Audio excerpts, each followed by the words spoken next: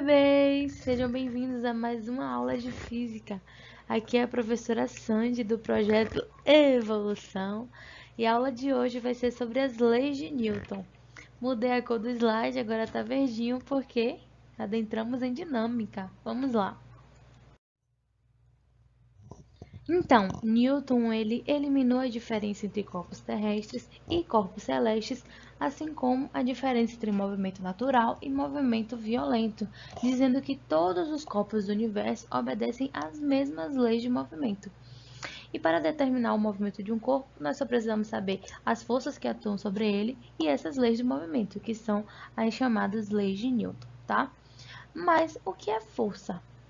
As forças elas podem ser do tipo puxão ou empurrão, e são divididas em duas classes, né? As forças de contato, que é quando realmente há um contato, né? Como a gente pode ver aqui com puxando a mesa, há um contato com a mesa, e empurrando o carro, há um contato mesmo físico com o carro, tá? E também nós temos a força do tipo campo, que são forças que atuam à distância, sem ter esse contato, tá? Por exemplo, a força magnética. Observe aqui em cima que existe uma força atuando na bolinha que faz com que ela se movimente, mesmo sem haver o contato mesmo, tá? Temos também como outro exemplo a força gravitacional, que é a força exercida pela Terra nos corpos que fazem eles caírem se forem soltos de uma certa altura. A primeira lei de Newton, também chamada como lei da inércia, diz que todo corpo continua em seu estado de repouso ou de movimento retilíneo uniforme, a menos que seja obrigado a mudar esse estado por forças aplicadas sobre ele.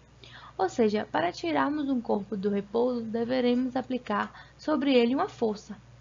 Mas depois de iniciar o movimento, se a gente retirar essa força, né, o corpo vai continuar seguindo com velocidade constante eternamente, assim. É claro que essa situação não existe, né? É uma situação ideal, hipotética, né? Já que sempre nós vamos ter forças atuando sobre o corpo.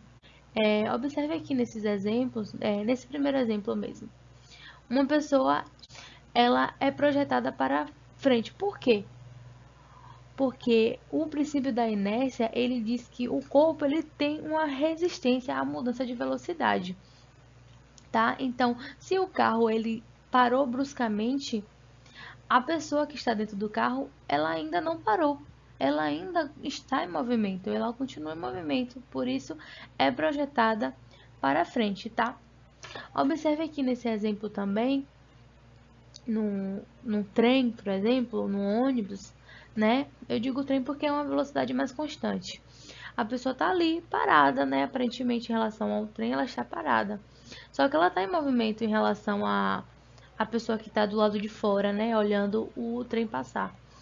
E aí o que acontece? Quando o trem para, a pessoa ainda está em movimento, tá vendo? E aí ela acaba sendo projetada para frente. O mesmo acontece quando o trem sai, a pessoa tá parada, e quando ele vai sair, ela tipo dá uma o corpo ele vai um pouco para trás. Por quê? Porque o corpo ele tem essa resistência à mudança de velocidade. Se ele está em repouso, ele vai sair do repouso. Então, há essa resistência, entendeu? Por isso a pessoa vai para trás também. Tá? Um outro exemplo é esse exemplo aqui que a gente vê, né, em tempo de TikTok, muito no TikTok, né, com dinheiro, né, a pessoa bota o dinheiro embaixo do copo, aí tente tirar esse dinheiro sem tocar no copo, né, e isso basicamente é a aplicação da lei da inércia, tá? Como eu já falei, o corpo ele tem tendência de permanecer em repouso ou tendência de permanecer em movimento, tá? Aí o que acontece? Se ele. Aqui é um cartão e uma moeda. Se ele empurra o cartão, né? A moeda ela tem tendência ainda de permanecer em repouso, por isso ela fica lá. Agora ela cai no copo porque aqui também temos aplicada sobre ela a força-peso, né? Que tem a gravidade aí atuando como aceleração. Aí você vai me dizer, mas a lei da inércia é mesmo real? Porque se eu empurrar aqui alguma coisa, uma hora ela vai parar de. Vai parar, não vai. tipo, ficar eternamente, como eu falei aqui, né? Mas olha aqui esse exemplo. Ele pega um carrinho e ele empurra. Vai ter uma hora que esse carrinho vai parar. Por quê? Porque nós temos aqui a força de atrito, que é decorrente do solo ele ser áspero, né? E aí exerce essa força de atrito contrária ao movimento e também a força da resistência do ar, certo? Observe que se não houvesse essas duas forças contrárias ao movimento, o carrinho ele ia ficar eternamente até ser aplicado também uma outra força sobre ele. Por que existe essa resistência do ar? Porque nós não estamos no vácuo, né? O ar tem a resistência própria dele. E a força de atrito, apesar de ter usado rodinhas, ela diminui essa força de atrito, mas ainda ela existe, porque o solo é áspero e as rodas também não são 100% sem atrito, tá? Já a segunda lei de Newton, também conhecida como o princípio fundamental da dinâmica, ela diz que, sendo o vetor F a resultante de todas as forças que atuam sobre um ponto material de massa m, temos que a força é igual a massa vezes a aceleração. Observe que o efeito da força é justamente produzir uma aceleração, e que a força ela é uma grandeza vetorial. A gente já falou sobre grandezas vetoriais e tal aqui no canal, tá? Nas aulas anteriores. Então, se houver várias forças atuando sobre o corpo, a gente vai ter que fazer os cálculos, né? Somar vetores e descobrir qual é a força resultante nesse material, nesse corpo. Bom, a força, como você pode ver aqui, ela é dada em Newton, tá? E a massa tem que ser em quilogramas e a aceleração em metro por segundo ao quadrado. Isso significa que, se eu tenho a massa em gramas, eu vou ter que transformar para quilogramas. Se eu tenho a aceleração em centímetros por segundo ao quadrado, eu vou ter que transformar em metros por segundo ao quadrado, tá? Porque Newton é justamente isso, quilograma, metro por segundo ao quadrado. Veja também que se eu tenho uma aceleração nula, a força também vai ser nula. E então caímos lá na primeira lei, que é a lei da inércia, né? E isso significa que o corpo está em equilíbrio. Se eu tenho várias forças atuando e a resultante dela é nula, aquele corpo ele está em equilíbrio, seja estático ou dinâmico. Então, a gente viu em queda livre que um corpo abandonado próximo à superfície da Terra, ele cai com um movimento acelerado, né? Um movimento retilíneo uniformemente variado, que possui a aceleração. E aí a gente conclui que a Terra ela atrai o corpo, exercendo sobre ele uma força. Essa força é chamada de força-peso. O peso tem a direção de uma reta que passa justamente pelo centro da Terra. Observe aqui, né? Se eu tenho um material aqui, um corpo aqui, o peso dele vai sempre apontar para o centro da Terra, tá? Mas como as nossas análises elas vão ser bem próximas da superfície terrestre, a gente vai considerar que o peso sempre vai estar na vertical, né? E apontando para baixo. Então, sendo m a massa do corpo e g a aceleração da gravidade, aplicando a segunda lei de Newton, que é força é igual a massa vezes a aceleração, nós temos que a força-peso é igual a massa do objeto, né, vezes a gravidade, que é a aceleração nesse caso. Lembre-se que a gravidade, ela geralmente é 9,8 metros por segundo ao quadrado, mas dependendo da questão, eles podem dar também a gravidade como 10 metros por segundo ao quadrado. Ah, só voltando aqui, que eu tinha esquecido, né? Ocasionalmente, a força pode ser dada em quilograma-força, mas é só lembrar que 1 quilograma-força é o peso de um corpo de 1 quilo, ou seja, 1 quilograma-força é 9,8 newton. Por quê? Se a gente pegar 1 quilo, substituir aqui, e a gravidade 9,8, o peso vai ser o quê? 9,8 newton. Então, 1 quilograma-força é exatamente isso, 9,8 newton. Aí para fazer a conversão fica fácil, né? Por fim, nós temos aqui a terceira lei de Newton, que se trata do princípio da ação e reação, que diz assim: se um corpo A exerce sobre o corpo B uma força FAB, então o corpo B também exerce sobre o corpo A uma força FBA, de modo que essas duas forças têm o mesmo módulo e a mesma direção, mas sentidos opostos, tá? Ou seja, a força de A em B é igual menos a força de B em A, que são opostos, tá? Nós temos aqui um exemplo de uma pessoa que dá um golpe na tábua.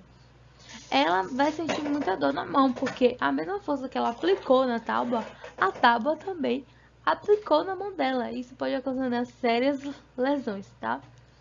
Aqui nós temos também duas meninas, né, de verde e amarelo. Digamos que a de verde empurrou a de amarelo.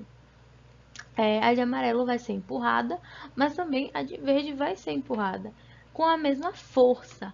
Eu não digo que elas vão ter a mesma distância, porque isso aí já vai depender da massa dos corpos de cada uma, tá? Então, a velocidade vai ser diferente, a aceleração, no caso, vai ser diferente, porque isso vai depender da massa, mas a força vai ser igual. Portanto, as forças elas sempre aparecem como pares, né?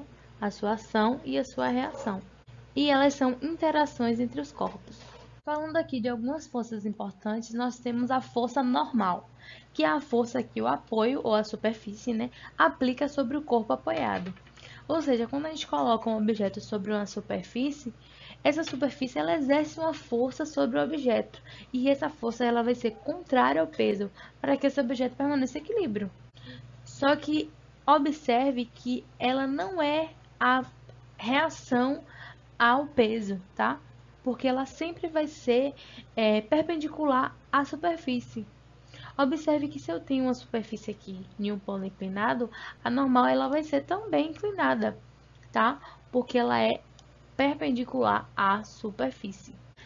A normal também não vai ser uma reação ao peso, porque a força normal e o peso, elas atuam no mesmo corpo.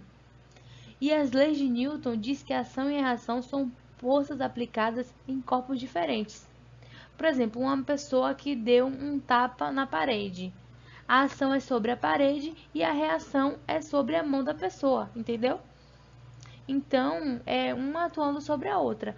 Nesse caso aí, eu tenho a normal aplicado no corpo e o peso também aplicado nesse corpo, tá? Também o peso ele é resultado da ação gravitacional.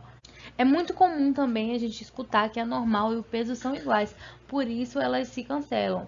Mas isso acontece somente nesse exemplo aqui, tá vendo? Quando o objeto ele está na horizontal, está em equilíbrio, tá? Mas nem sempre isso é verdade, como a gente vê aqui no plano inclinado.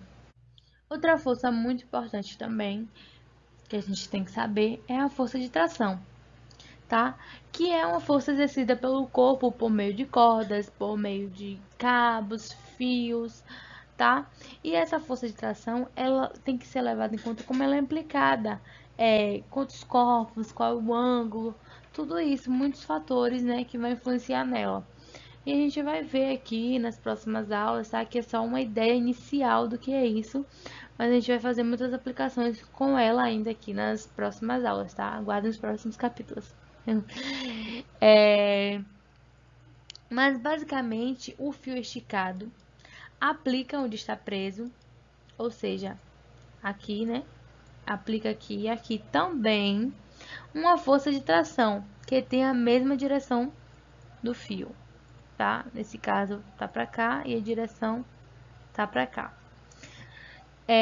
E se o fio for ideal, ou seja, sem massa nem comprimento invariável, as trações das extremidades vão ter o mesmo módulo, mas vão ter sentidos diferentes. Observe que aqui o sentido dela tá para cima, o sentido dela tá na horizontal, tá? Mas o módulo é igual, o mesmo módulo.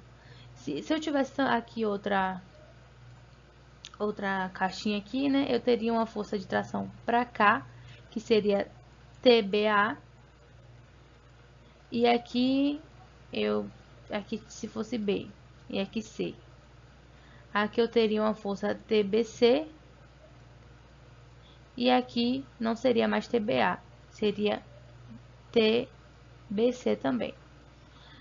Só que aqui é TBA e aqui é menos TBA, tá? Porque nesse caso elas são opostas, tá? Então é isso. Então, bebês, essa foi a nossa aula sobre a lei de Newton. Ainda falta falar algumas coisas para depois ter uma aula aí só de questão de concurso, principalmente de CBM de todo o Brasil, né? Pra gente fazer a aplicação do conhecimento e compreender mais o conteúdo, né? Espero que vocês tenham gostado e não esqueça de deixar o seu like e de se inscrever no canal, ajudar aí a gente nesse projeto maravilhoso, tá bom? Beijão e até a próxima!